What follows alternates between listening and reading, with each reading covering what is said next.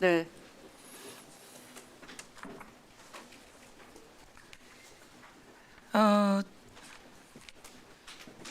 종합특검이 필요합니다. 윤석열이 공직선거법 위반으로 특검에서 기소했습니다. 윤호진 관련해서 변호사를 자기가 도와주지 않았다라고 하는 말, 그리고 건진법사를 만난 적이 없다라고 하는 말로 기소됐습니다. 공직선거법 위반은 벌금형이 100만 원 이상 나오면 당선 무효입니다. 이 내용은 당선 무효형 아닙니까? 그리고 여러분 기억하실 텐데 윤석열이 그런 얘기를 했습니다. 대통령 선거 토론회에 나와서 우리 부인 김건희는 주가 조작이 아니라 손해만 봤다, 이런 이야기 했어요. 손해 봤습니까? 결과가 수억 본 것으로 나왔잖아요. 주가 조작하면 패가 망신시켜야 되는데 그들은 주가 조작해서 자기네 배를 불렸어요. 패가 망신시켜야 돼요. 그런데 이거에 관련해서 특검이 기소를 하지 않았어요. 김건희는 주가 조작했고 유죄가 나왔어요. 지금 특검이 그 부분에 관해서도 김건희 특검에서 기소를 했어요. 그런데 우리 부인은 주가 조작에서 손해만 봤다라고 하는 이야기는 기소가 되지를 않았어요. 특검이 이거 기소를 아직 못했어요. 특수본이 지금 수사한다고 하는데 이에 대해서 수사를 해서 철저하게 기소시켜야지 돼요. 공소시효가 얼마 안 남았어요. 그런데 이 부분에 대해서 빨리 종합특검을 통해서 다시 수사해서 기소시켜야 됩니다. 그 사이에는 공소시효를 멈춰야 합니다. 윤석열은 자기 장모에 관해서 이렇게 얘기했어요. 우리 장모는 남한테 손해 끼칠 사람이 아니다. 10원 한 푼 손해 끼칠 사람이 아니다. 10원 한 푼 손해 안 끼쳤습니까?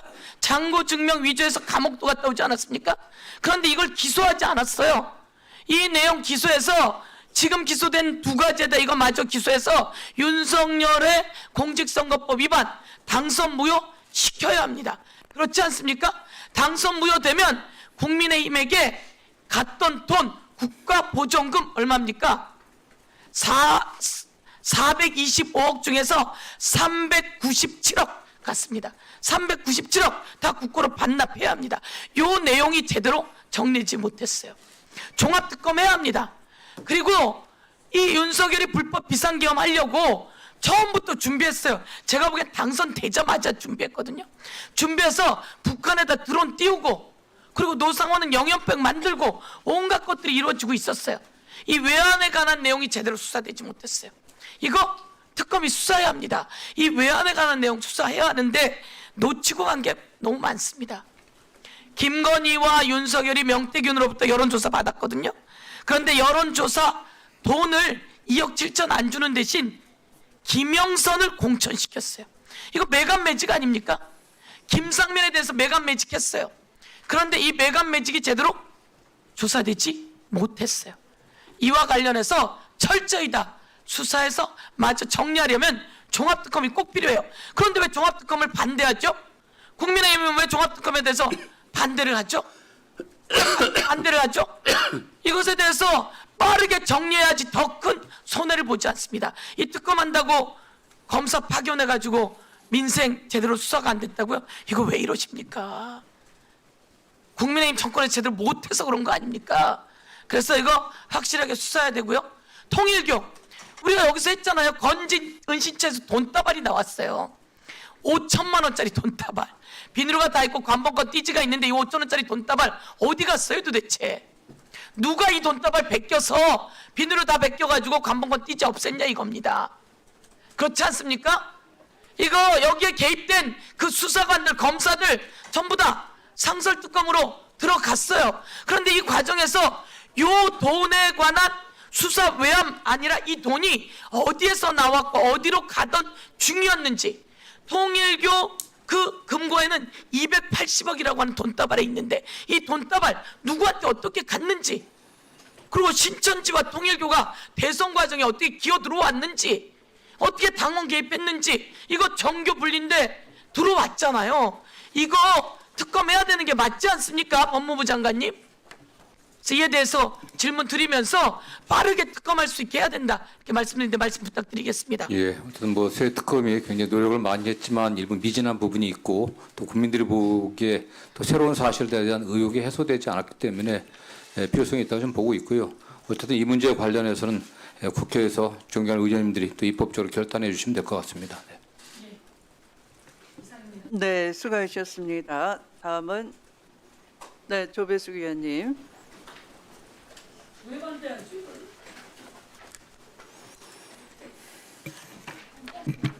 국민의힘이 왜 반대? 저 국방부 장관님. 예. 네, 국방부 간단하게, 장관입니다. 예. 지금 뭐 3단봉 논란 있는 거 아시죠? 삼단봉, 예, 예, 예. 지금 전방에서 위병소에 근무할 때 총기 대신 3단봉 휴대라 이런 지침을 내려가지고 네, 의원님 그 내용이 아니고요. 전방 접적 지역, 아니, 해강한 지역에 대해서는 대비 태세를 더 강화시키고 강화시켜야죠. 총기를 휴대하고 합니다. 아니, 근데- 아마 이제 병원, 학교, 도심 지역, 인구 밀집 지역에 대해서는 대체 장비를 강구하면서 인구 절벽 시대에 맞이하고 있는 이런 상황이라고 할 수 있겠습니다. 아니요, 그게 이것은 아니고요. 제가 보니까 21년부터 시작한 내용입니다. 아니요. 지금 보니까 합동참모본부에서 지금 경기도 양구군 육군 무슨 사단에서 그 지시를 했어요. 그래서 저는 어떤 생각이 드냐면은 지금 북한은 미사일 쏘는데 우리가 3단봉 갖고 되겠습니까? 그러니까 그런데 지금 이 지시를 내린 합동참모본부가 경계 근무를 강화할 필요가 없는 부대 한해서 완화 지침을 내렸다 했는데 제가 우려사항을 얘기를 하는 것입니다. 네, 예. 이게 지금 이 굉장히 걱정되는 게 이게 안보관이 이렇게 해서 되겠습니까? 그래서 저는 이게 이제 지침이 철회가 됐다고는 하는데 예. 이런 게 지금 합동참모본부에서 나왔어요. 그러니까 이 부분에 대해서 좀 강력하게 좀 우리 장관님께서 책임을 좀 물으셨으면 좋겠다는 말씀을 드립니다. 네, 알겠습니다. 이 합참 지침이 그 예하부대에 전파되는 과정에서 약간 오해가 있었던 것 같습니다. 아니요, 그래서 그렇지 양구 21사단에서 이런 예, 이제 지침 문화에 대해서 선제적으로 어떤 네, 해당 됐습니다. 지침을 적용하는 그런 검토 과정이 있었다 이렇게 지금 판단하고 있습니다. 의원님 말씀 잘 이해하겠습니다. 예, 이제 됐고요. 시간이 좀 없어가지고 우리 장관님, 예, 지금 서해 피격 사건에 대해서 좀 그 질의를 하겠습니다. 잠깐. 네. 지금 장관께서는 전형적인 정치적 사건이다, 정치 보복 수사다 이렇게 발언을 하셨는데 맞습니까? 예, 뭐 그런 기자들의 질문에 답하는 과정에서 얘기했었습니다. 아니 근데 그게 장관으로서 있을 수 있는 답입니까? 저 이걸 묻고 싶습니다. 지금 이제 그 전부 다 무죄 판결이 나왔어요. 네. 무죄 판결이 나왔는데 지금 시간이 이제 뭐 자세하게 얘기할 시간은 아니지만은 그래서 이 부분에 대해서 검찰에서는 항소 의견이었어요. 수사 검사는. 근데 이 부분도 또 김민석 총리도 그렇고 장관님께서 그렇게 얘기하시니까 뭐 항소 이제 포기하다가 일부만 이제 겨우 일부만 항소하기로 했지 않습니까? 저는 자 이런 부분이 전 무엇을 얘기하고 싶냐면 두 가지를 얘기하고 싶습니다. 그 항소 포기 과정도 좀 석연치가 않다. 그래서 이 부분도 저희들은 이 특검을 만약에 하게 되면 이것도 특검을 해야 되는 게 아닌가 하는 생각이 들고 두 번째는 지금 보니까 이 해당 공무원이 살았던 시간이 있어요. 예. 20년 9월 22일 날 일어난 사건인데 그때 새벽 1시부터는 실종이 됐는데 오후에 3시 반에는 그 등산곳 인근 해상에서 발견이 됐단 말이에요. 그런데 그날 9시 40분경에 피격돼서 시신이 소각됐다는 정보가 들어왔어요. 그럼 이게 몇 시간 있었단 말이죠. 이 몇 시간이 있었는데 지금 제가 알기로는 그때 우리 군은 북한군이 상부하고 통신하는 것을 모조리 감청을 하고 있습니다. 그래서 그 내용을 상당히 알고 있어요. 그러면 이 사람이 월북하려고 했던 거 아니고 어떤 상황인지 그러니까 제가 볼 때는 이 시간 동안에 저는 우리 국가가 국민을 책임져야 되지 않습니까? 그러면 이거를 문재인 대통령한테도 6시에 보고를 했다고 하는데 그러면 우리가 북한한테 통지문을 보내서라도 표류하고 있고 이런 상황이니까 좀 보호를 해달라, 구명을 뭔가 좀 SNS를 아니 SOS를 치고 그렇게 해서 국민을 보호해야 되지 않겠습니까? 근데 전혀 그런 조치가 없어요. 이 부분에 대해서 판결문에 나와 있어요. 예? 이 부분을 게을리했다. 그런데 지금 무죄가 나왔어요. 도대체 한 국민의 그 죽음에 대해서 아무도 책임지는 사람이 없어요. 제가 얘기하고자 하는 거는 이런 사고가 났을 때 이 국민의 생명을 책임지는 국가기관으로서 그 당시 NSC도 있고 뭐 여러 있습니다. 그러면 이 부분에 대해서 이 생존하는 그 6시간 동안 우리 국가가 뭔가 조치를 해야 돼요. 근데 이 조치한 부분에 대해서 전혀 얘기가 없고 또 여기에 대해서 가족들이 정보 공개 청구를 하니까 그거를 15년간 국가 기밀 사항이라고 해요. 대통령 기록물 봉인 사항이라고 해가지고 그걸 봉인을 해놨어요. 그래서 알 수가 없어요. 또 재판도 비공개하고 판결 나온 것도 신청을 하니까 또 비공개 판결문도 비공개예요. 그러니까 이게 우리 가족들은 알 수가 없는 거예요. 거기다 또 항소 포기까지 지시해요. 이렇게 되겠어요. 일단 먼저 뭐 항소 포기를 지시한 바는 없고요. 검찰 내부에서 적절한 절차에 의해서 논의를 통해 갖고 어떤 항소 포기한 것으로 알고 있습니다. 다만 문재인 정부 때 조치 사항에 관련해서는 그 당시 문재인 대통령께서도 있는 그대로 사실을 발표하라고 하셨고요. 공수처 같은 경우는 크게 직권남용, 사건 은폐와 자료 삭제 부분하고 월북 조작 관련된 명예훼손 부분들인데 그 부분에 관련해서도 저는 뭐 법원에서 관련된 증거들을 갖다 적절히 판단해서 이렇게 판단을 했다고 좀 보고 있습니다.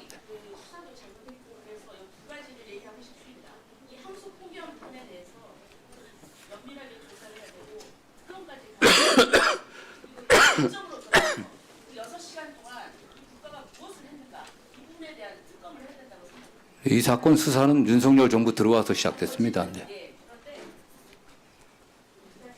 네, 수고하셨습니다. 다음 또 토론하실 위원님, 전현희 위원님. 네, 법무부님. 네네. 지난 28일 김건희 특검이 180일 수사를 종료하면서 3대 특검 수사가 모두 종료가 되었습니다. 지난 6개월간의 특검의 수사 기간은 윤석열 정권의 불법을 파헤치고 또 사법 정의를 세우는 그런 나름의 의미 있는 시간이었다 생각합니다. 그렇지만 이 사실상 아직 밝혀지지 않은 진실이 남아 있고 수사가 미진한 이런 부분도 많이 있습니다. 그래서 민주당에서 3대 특검 2차 특검을 이제 법안을 발의를 했고요. 오늘 논의를 하고 있는데 장관님 생각은 어떻습니까? 2차 특검 필요합니까? 예, 어쨌든 그 3대 특검에서 많은 노력을 했고 또 일정 부분 성과도 있었다고 생각합니다. 그러나 그 과정에서 새로운 의혹들이 많이 드러났기 때문에 그런 부분들과 또 채 시간이 부족으로 수사하지 못했던 부분들에 대해서 진상을 밝혀야 된다라고 하는 국민적 요구가 상당히 있는 것으로 좀 알고 있습니다. 그런 의미에서 국회에서 결단을 내리시면 내려야 될 필요성이 있다고 생각하고 있습니다. 네, 적극적으로 공감합니다. 이번에 3대 특검의 성과는 많이 낸 건 사실이지만 그러나 아직 국민들의 눈높이나 의혹 진상규명에는 미흡한 부분이 많은 것이 사실입니다. 대표적으로 윤석열의 그 외환 유치 혐의, 무인기를 보내서 전쟁을 도발하려고 했던 그 혐의와 관련해서는 아직 수사가 실체를 밝히지 못했고 그리고 내란 기획 준비 과정이 당긴 것으로 알려져 있는 노상원 수첩의 그 실체 그리고 의미가 무엇인지 이 부분도 진상이 밝혀져야 한다 생각합니다. 그리고 대통령 관저 이전 특혜 제공 문제, 또 양평 고속도로 문제, 창원 국가 산단 지정 과정에서 부당한 대통령실의 개입 의혹, 또 명태균 게이트와 관련된 공천 개입과 또 관련 정치인들에 대한 수사 이런 부분이 전혀 제대로 이루어지지 않았습니다. 그래서